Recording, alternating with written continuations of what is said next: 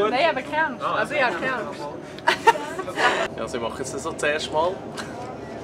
Und ich weiss nicht, was mir erwartet. C'est vrai que ça fait un peu peur parce que j'en ai jamais fait. Was machst du denn? Ça fait un peu peur la hauteur parce que c'est vrai que c'est pas mal haut. Es gibt sicher einen Adrenalinkick. Am meisten Angst habe ich, dass du Angst hast. Alors pour faire du canyoning, on n'a pas besoin de beaucoup d'expérience parce qu'on peut choisir des canyons faciles. Le mieux c'est de passer par une entreprise qui a l'habitude d'en faire. Et puis on a des canyons pour tous les niveaux. Donc, on accueille les gens au bureau, on leur présente l'activité, on leur fait remplir un papier pour qu'ils comprennent bien ce qu'on va faire, on les rassure.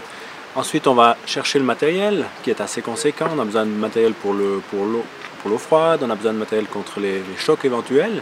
Ensuite il y a toujours un petit déplacement en bus, donc on fait une dizaine de minutes en bus, mais c'est aussi l'occasion de parler avec les clients, encore répondre à leurs questions. Et puis on arrive sur place où on commence à s'habiller.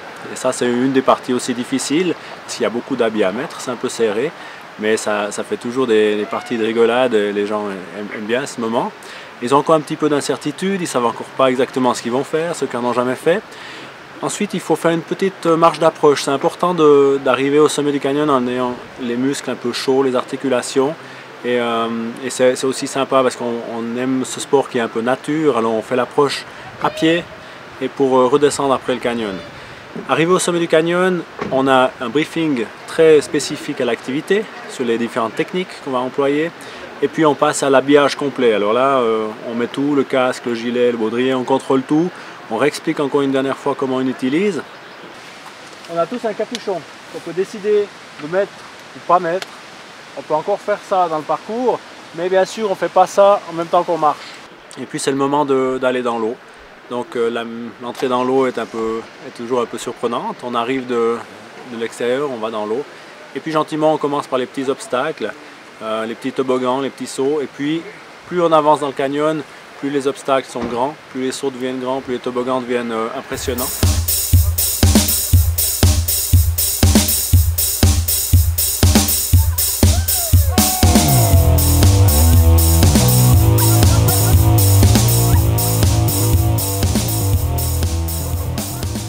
Et puis pour ceux qui veulent, on arrive à la fin avec des assez grands sauts qui sont impressionnants. Donc on peut, dans tout le Valais, on ne trouve pas des sauts beaucoup plus hauts que ce qu'on a ici.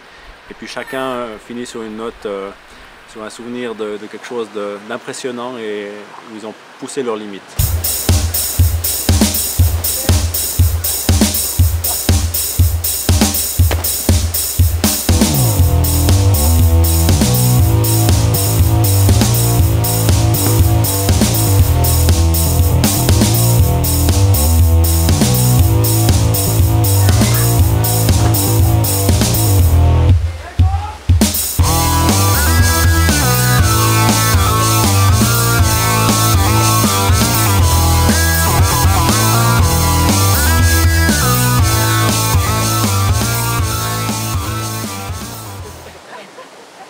On va échanger, bravo à tout le monde.